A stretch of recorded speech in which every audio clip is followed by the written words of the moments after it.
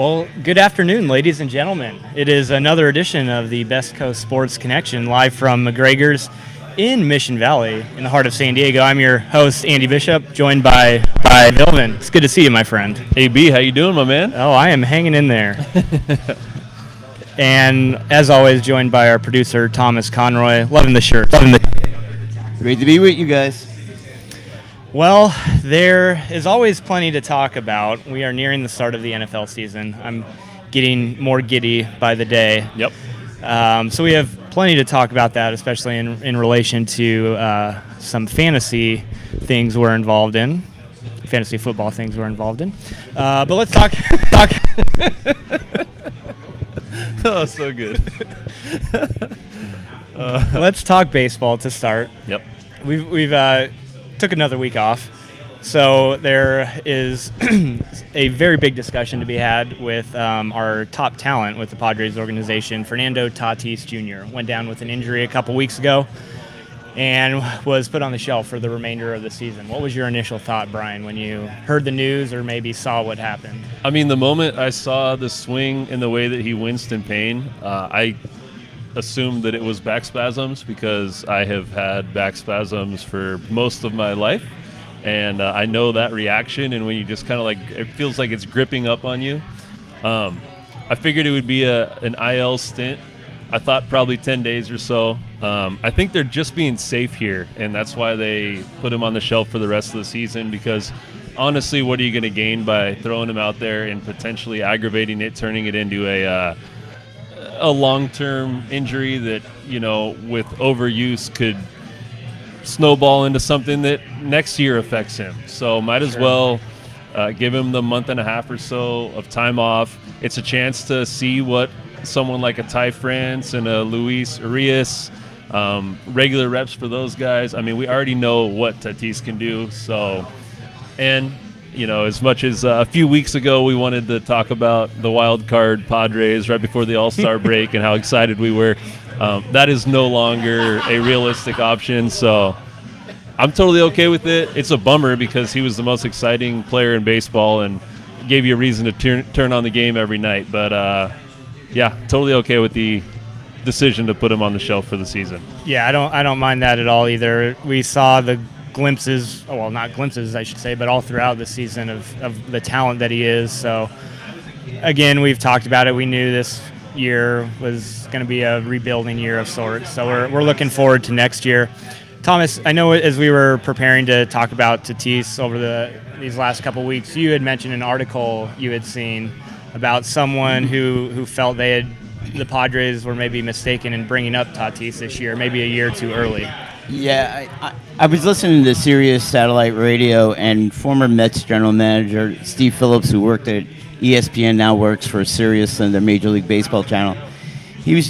I caught in the middle of the conversation, and he was trying to justify that it was a waste year for Tatis Jr., and he used it on the typical front office mentality of they wasted a year that he's now advancing in arbitration, and they didn't gain anything by it.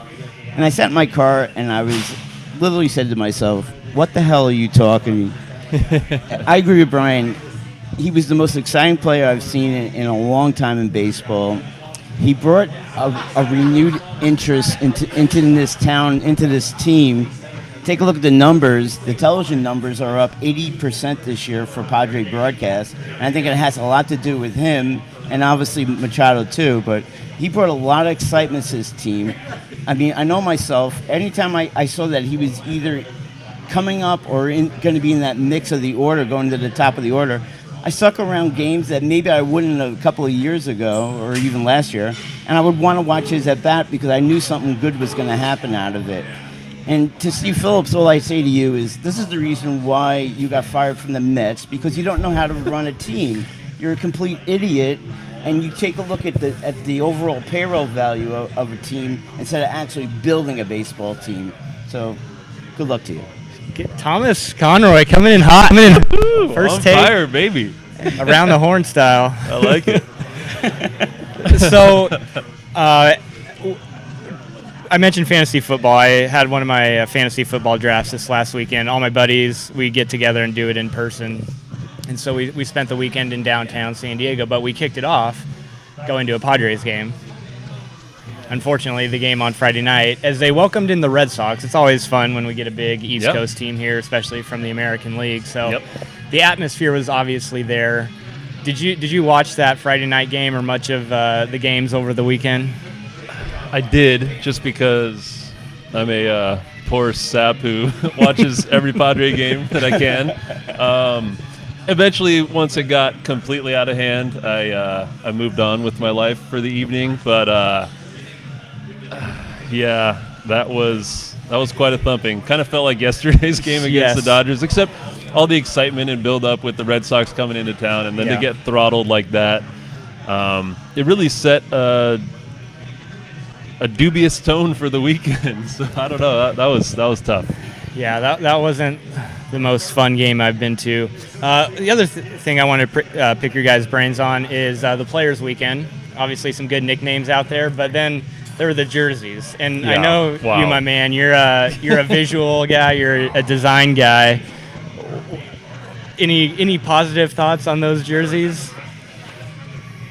The only positive that I saw and that I really liked about it was the fact that the entire league was in black and white. Like every single game you turn on, the home team's wearing white and the visitors are wearing all black. So I thought that was unique. I thought the jerseys and uniforms themselves were awful.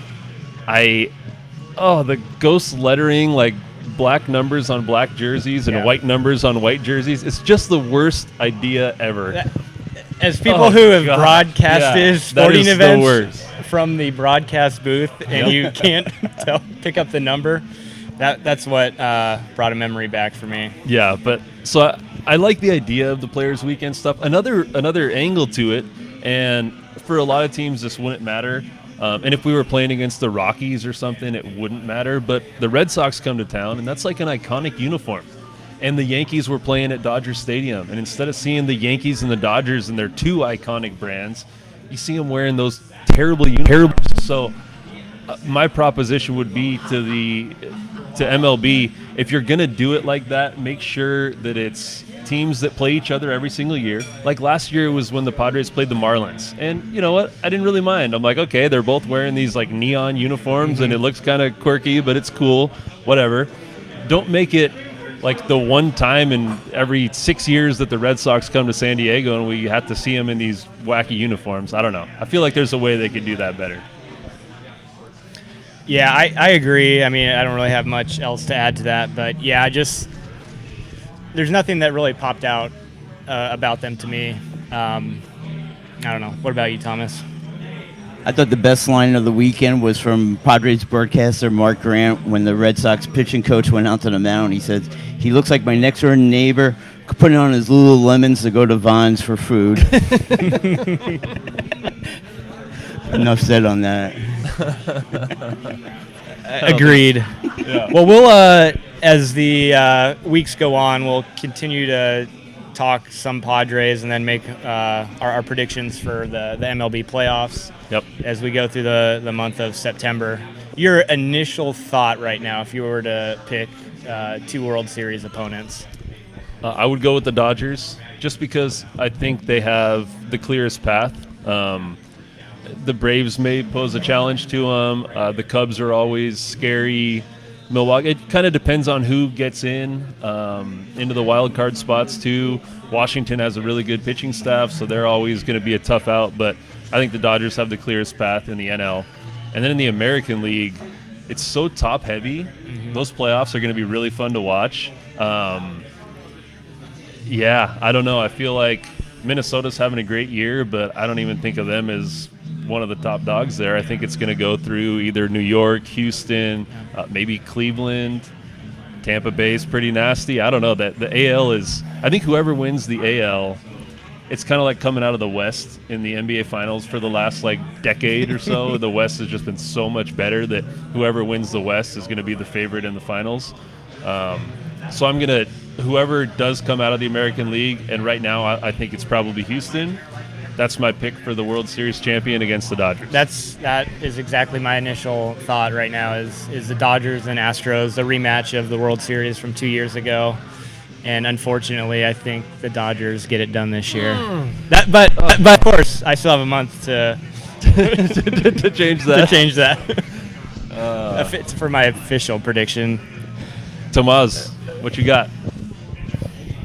Well, I mean, in the American League, I think I have the Yankees because I think they're just getting healthy at the right time of the year. Severino just had another rehab start, and I think they're going to use him a little bit differently than they're going to use him as that kind of like that super starter that Major League Baseball loves now, and I think they're going to allow him to go to about 4 innings and then kind of use their bullpen from there.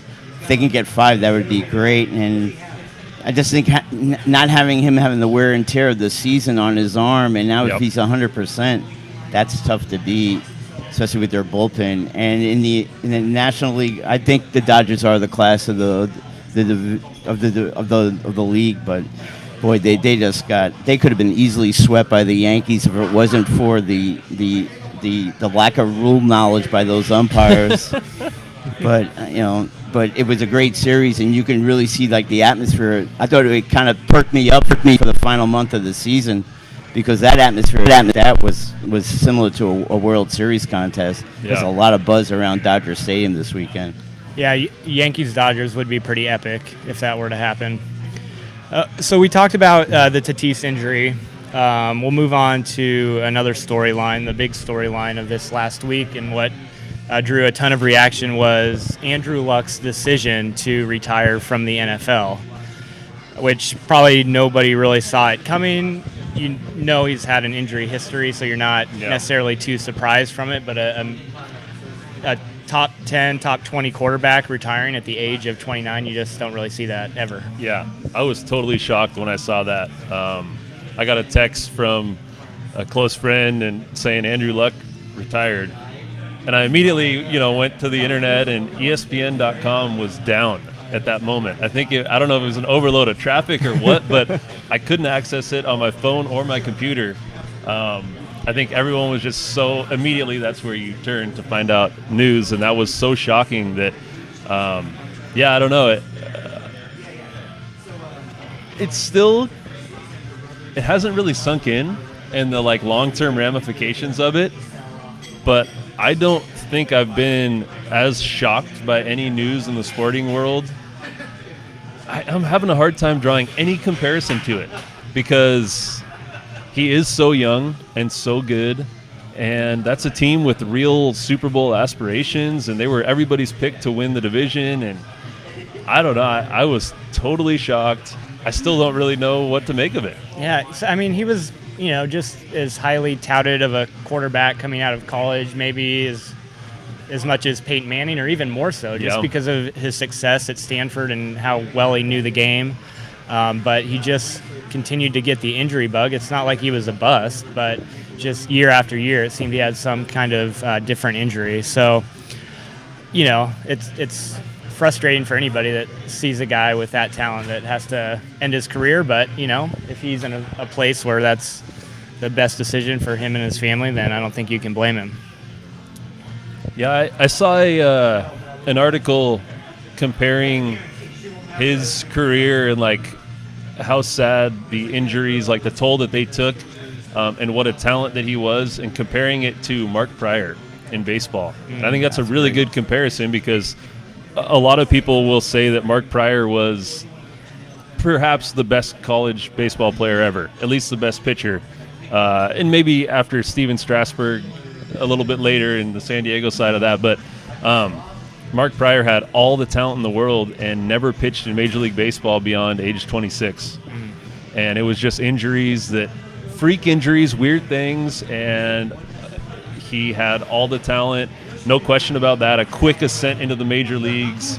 A clear, this guy's going to be, the best pitcher in the league. Andrew Luck is the clear number 1 pick. He's going to be the best quarterback in the league. And 2 careers that are cut short way sooner than, they probably ever thought they would be. And it's because of injuries and, guys thinking about quality of life later on. And Mark Pryor's still coaching with the Dodgers now and had been with the Padres for a long time. But I don't know. I don't feel like Andrew Luck will leave football altogether, but that grind, man, I can't imagine. the rehab grind and all that. I don't fault the guy one bit. Yeah, not at all. It's just obviously a slightly even more surprising time to do it a few weeks before the season starts, but that's where his mind was at. Thomas, did you have any thoughts on his decision? Yeah, it was a shocker, no doubt. My friend who works at the sports desk at ESPN alerted me around a 5:45 that they were in the process of printing online a story of this nature, and we had it back and forth. I'm like, okay, this is a great joke because I told him I was getting ready to do my fantasy draft the next day, and I thought it was just kind of like a little joke with him, but he said, no, this is the real deal. He's retiring, and the Colts have known about it for close to a week that he was leaving.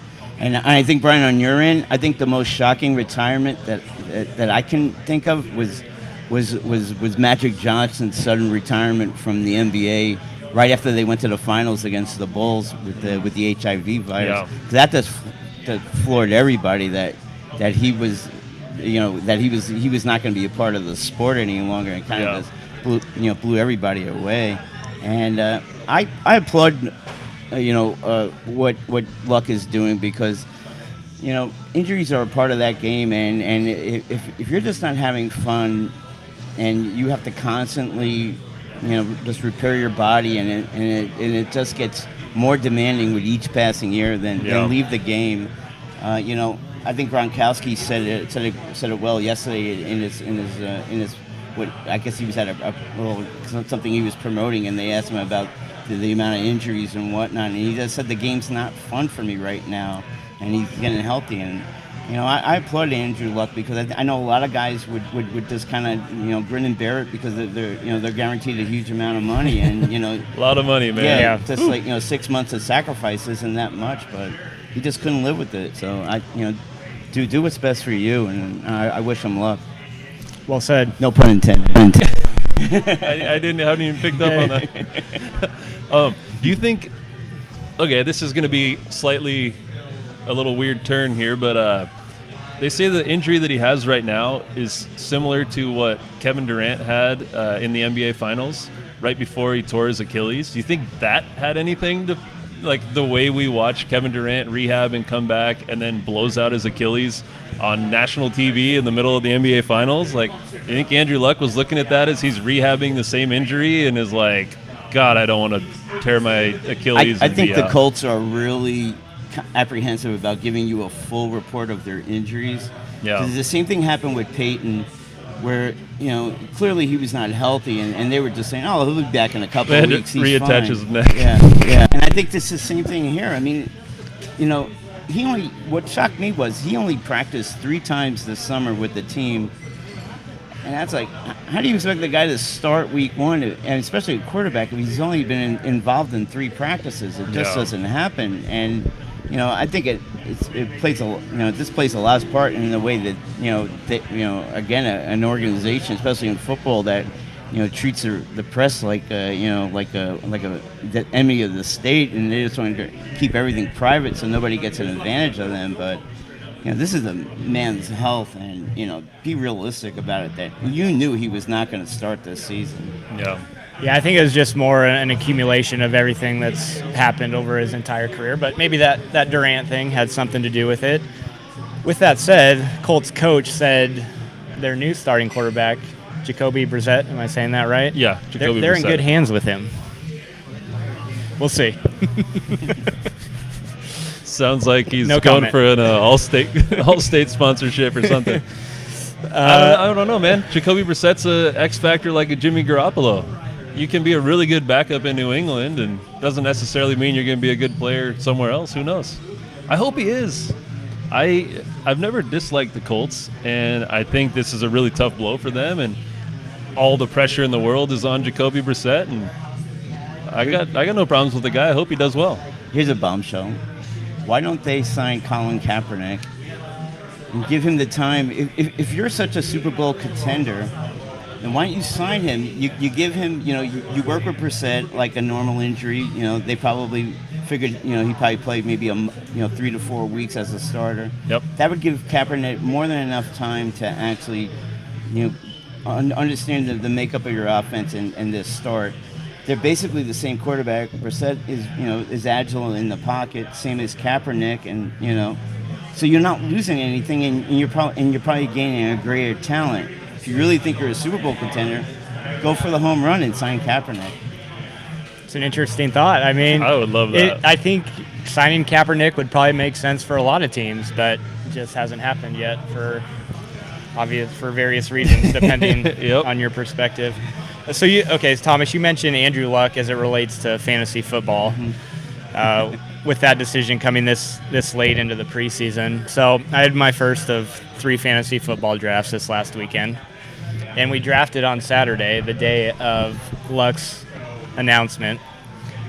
And the individual who picked Luck picked him an hour before the announcement. No joke.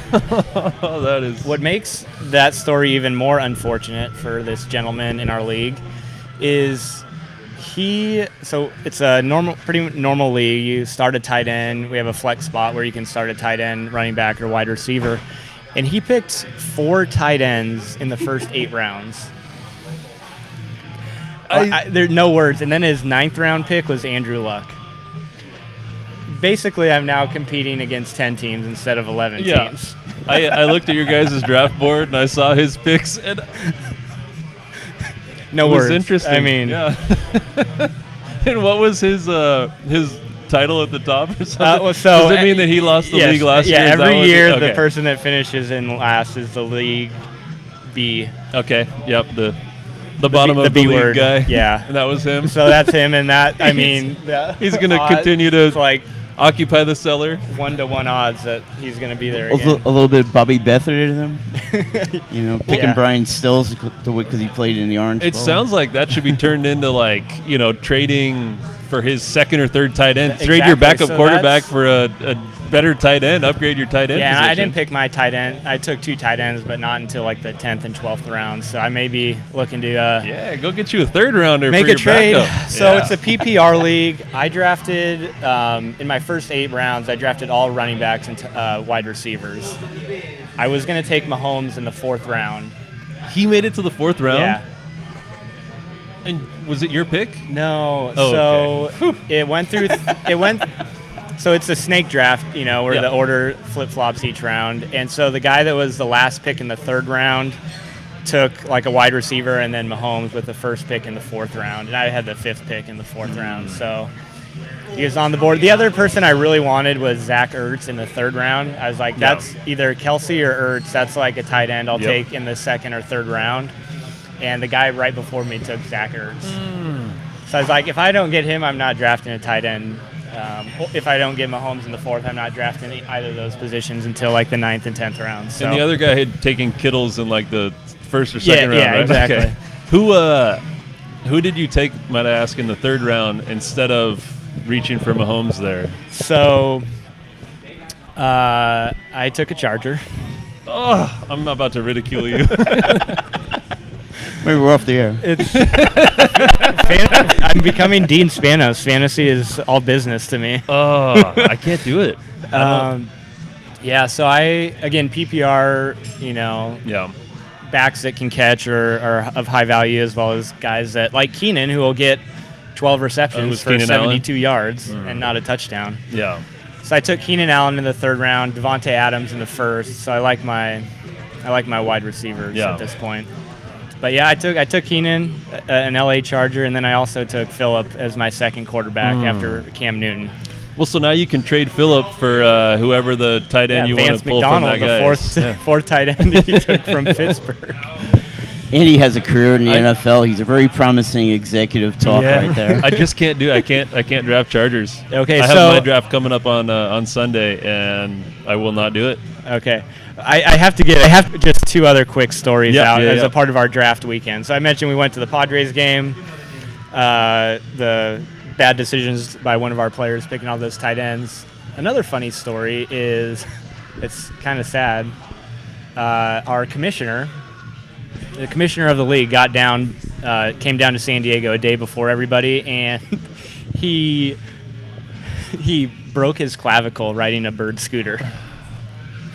The moment you said he broke his clavicle, I already knew how. Because you guys are downtown. There's probably some adult beverages being consumed. No, so this What? happened at He 9 did it o'clock in the sober? morning. Oh my god.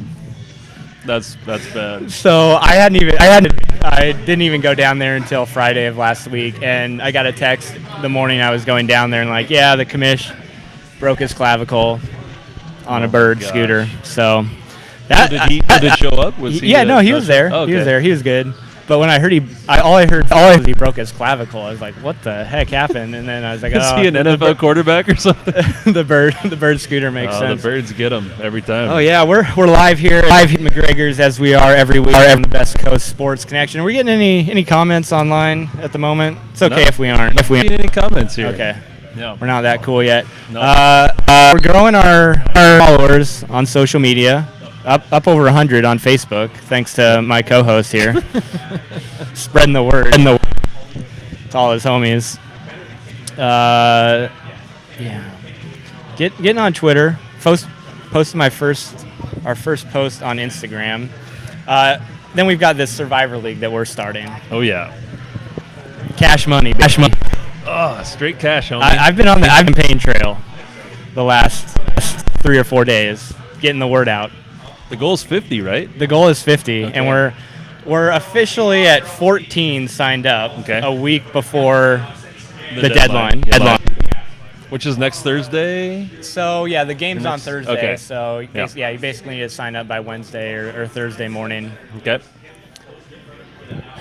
Have you signed up yet, Thomas? No, I haven't. I didn't see his So name on there. that's number 15 right there. All right. But I have like good 6 or 7 more that I've texted or emailed or whatever that said they're in. So we're at like 20 for sure right now. But I'll get I got some Easy more 10 spamming more. to do. I'll get 10 more in there. Yeah. Like for sure, maybe up to 15. But I'll guarantee you 10 more. Okay. So now what does that like put us at? Texas voting, is it, where we go to the yards and I just make up a Fine. bunch of names so that I have like 10 different things. Trevor. My cousin Trevor will be in it, so that's not a fake name, guys. Not at all. Okay, so if you are listening and you aren't aware of what a Survivor League is, it's pretty simple. First off, you pay us $20, and Yep. then you sign up for the league with the link we give you. And all you do is pick one team each week, one NFL team to win. That if they win- that sounds easy, Andy. is this a pyramid scheme? Right? I feel it's kind of what it is because I've texted a whole bunch of friends and family and haven't gotten responses from them, but that's okay. You pick the team. If they win, you move on. If not, you're out of it and have a good life. But I swear, it not only does it take some strategy, it takes a lot of luck and just some gut decisions. Would you say it takes Andrew Luck? No, sorry. Thomas already dropped the luck pun. Well, so the strategy comes in because once you pick the team, they're locked Yeah. for the rest of the year, right? So you can't pick them Can't pick again. 'em. So you can't just have a micro focus on week 1. You got to look forward to, okay, if I'm going to pick XYZ team week 1, But then it can become they're maybe the worst team in the league, and you just pick the team that's playing them. What some people do. that's tough. So one of my strategies, and again, I've never won one of these in the 10 years I've done it, but I've come very close 2 times. One of my couple of things I would put as a point of strategy is picking home teams. I Okay. hate picking road teams. Obviously some of the good teams they win on the road, but Yep. your chances are down a little bit if you pick the road team. And then I hate picking divisional games because those are, for the most part, always really close games. Yeah, they know each other. They're prepared. Yeah. Have you had a chance to look at the week 1 matchups? I did briefly. And That there is was a 4 or tough 5. schedule. I might be picking the Chargers. Okay, all right. So we have a comment on Facebook. Finbar says that he said that I'm picking the Chargers, which is a lie. I told him I'm absolutely not picking the Chargers. I do think the Chargers are the best bet to win week 1, but as I said to Finn, and I'll tell you guys now, I don't know if I'll pick the Chargers at all in this, and I'm definitely not picking them week 1 because I've never done a survivor pool before. If the first time I do a survivor pool, my one and only pick is the Chargers, and they freaking lose, oh my gosh, that would I wouldn't be able to, no. So That would be so Chargers of them. I know it would, and that's what they do. If I pick them, they will lose just to throw it in my face one more time. If I don't pick them, which I'm not going to, they'll probably win and win by like 30 because they're going to roll, and they're definitely probably the biggest lock in this pick. But I am absolutely not picking them week 1. I know who I'm picking. So same But here. Have you submitted your pick? I yet? have not haven't. submitted it because, okay, one thing I don't know. When I hit submit, am I allowed to like unlock that? Oh yeah, and yeah. submit You, it? you Okay. can you can do it up until Okay. Okay, Because so like I'm pretty convinced. Then like, what if the team I'm with, their quarterback gets hurt or something? yeah. You got up until like 5 minutes before Okay. the games Yeah. kick off on Sunday morning at 10 Pacific time, and then you can obviously take the Thursday night game. You just have to. So kind of like fantasy. Yeah. Yeah. You just have to get it set before. Yep. Oh, go Yeah, ahead. I have Thomas. my choice too. You want to tell us? Sure. Seattle Seahawks. That's my Are team. they, are they playing? I think they're Who's playing Cincinnati? Yeah, Cincinnati. First year coach. Yeah, I know. Okay, so I'm the other thing, at Seattle, Yeah. Cincinnati's going to get the other thing throttled. I'll do as a point of advice for anybody is there's obviously some websites that do, I guess, analysis of the games, like they do, like 10,000 simulations. Yep. So I looked at that a lot last year when I was doing it, when I went on my run and almost won $5,000. Just because it'll give you, the simulations, and for say Seattle and Cincinnati, it'll say Seattle, 82%, Cincinnati 18. So there's always the odds, the lines, and then those simulations. Those are kind of the different things I look at. I just called my guy over at the Golden Gate and Golden Gate Sportsbook. I just pick what colors I Oh, like you got best. Seahawks 9.5. All right, I'll take. So it's gonna be fun. I'm not a degenerate gambler, Andy. Yeah, I it's got gonna a be guy. fun. Finbar is accusing Thomas of rolling with the Cowboys week 1. Yeah. Has Finn paid yet? By the way. He has not paid. Oh, No. Okay. Yeah. Finn, pay me in cash. Finn, you or owe Andy Venmo, $20. or PayPal. Then you can make Yeah, then you can comment all you want. Whoever else is watching should comment too. Yeah. Just so we can say hi to you. Yeah. Mom, comment. Mama Bish, howdy. Oh man, good stuff. Well, it's going to be a fun fall without a doubt. Football.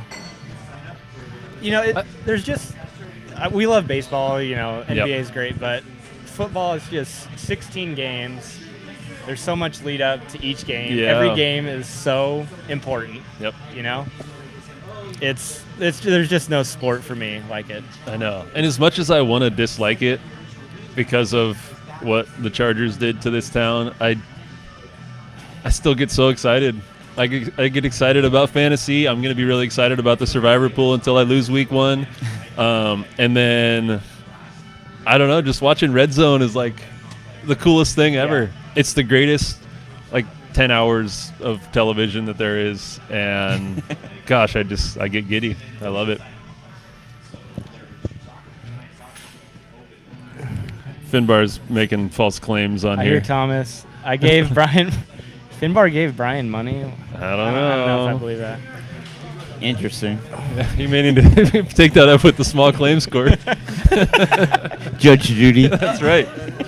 So- We'll each get our appearance fee, and then So another interesting story you may have seen that came out a day ago was Carly Lloyd, Yep. the soccer player for the women's national team. Yep. Thinking about becoming an NFL kicker potentially down the line. Yep. In 2020, she made a 55-yard field goal at was it the Eagles training Eagles, camp? yep. Yeah.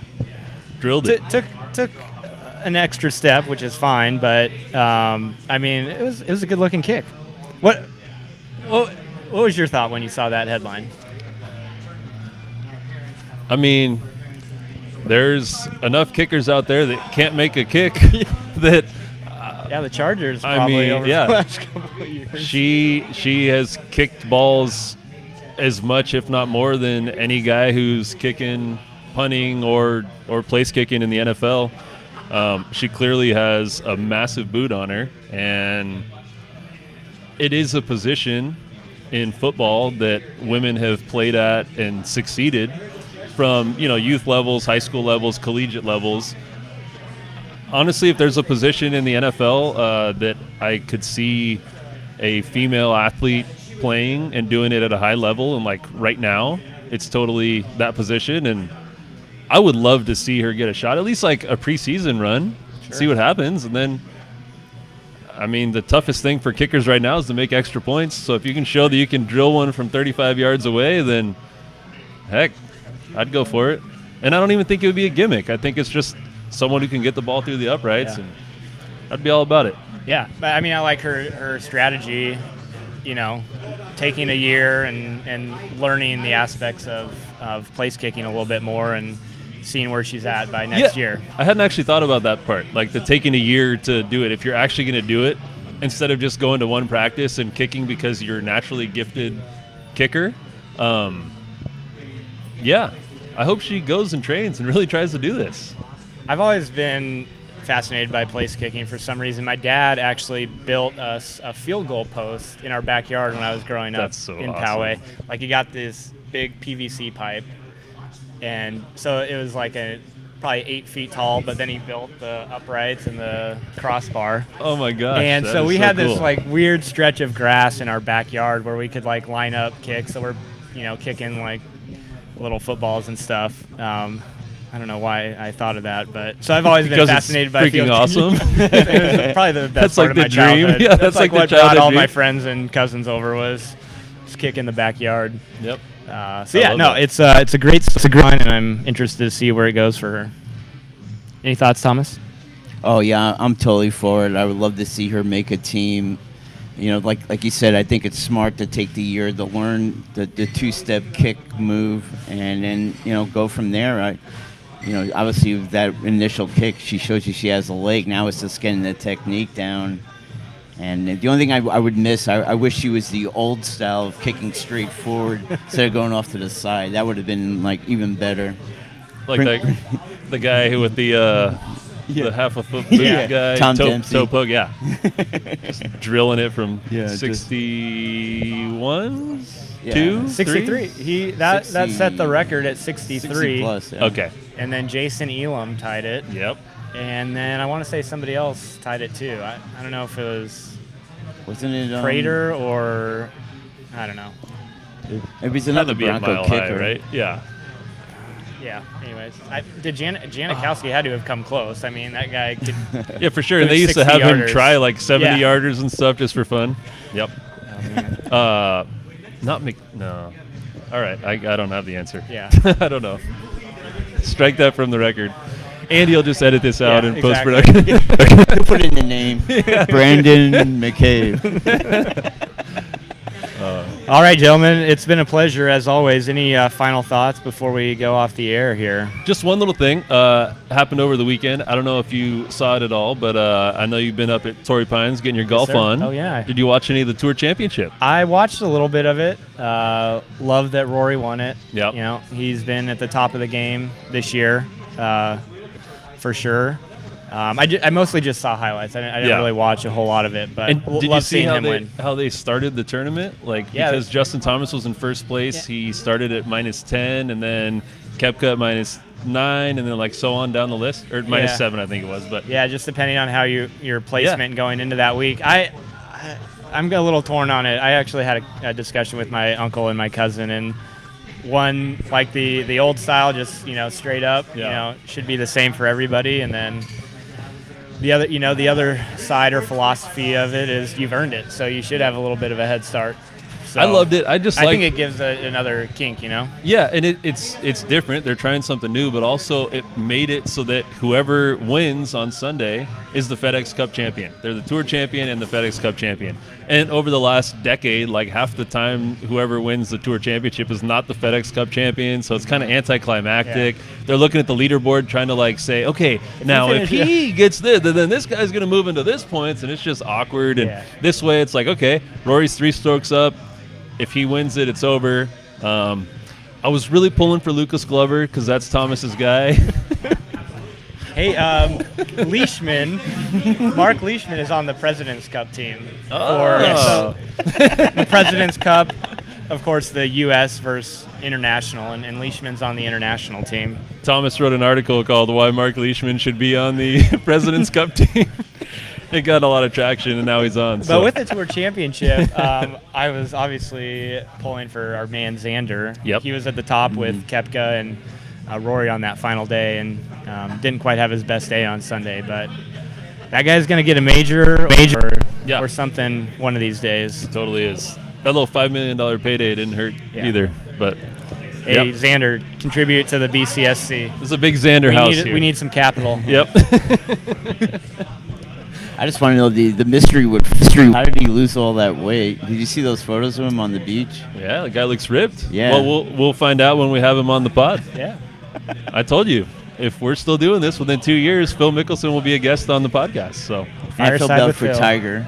Tiger had minor knee surgery, but I think a guy with his debilitating injury, nothing's really minor. Yeah. So I hope he gets back to that's health. true.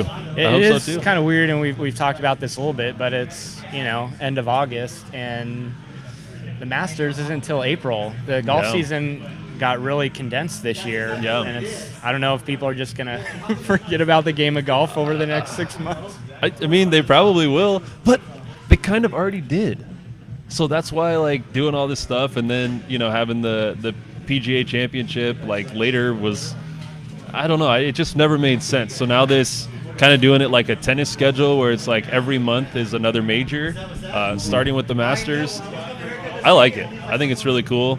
I do think people will forget about golf at least till January, and it's called the Farmers now, Farmers right? Insurance, Gosh, yeah. There's 800 names in my head for that. But the Buick Invitational comes around, and everybody starts kind of paying attention again because football isn't happening. It's the one weekend between the 2-week Super Bowl break. I think that's kind of when you start paying attention. And then obviously in April with the Masters. But I love the Hawaii because it starts late at night and you can Yep. catch about 4 or 5 holes before you go to bed. Yep. And that's kind of like my unofficial start to golf in January.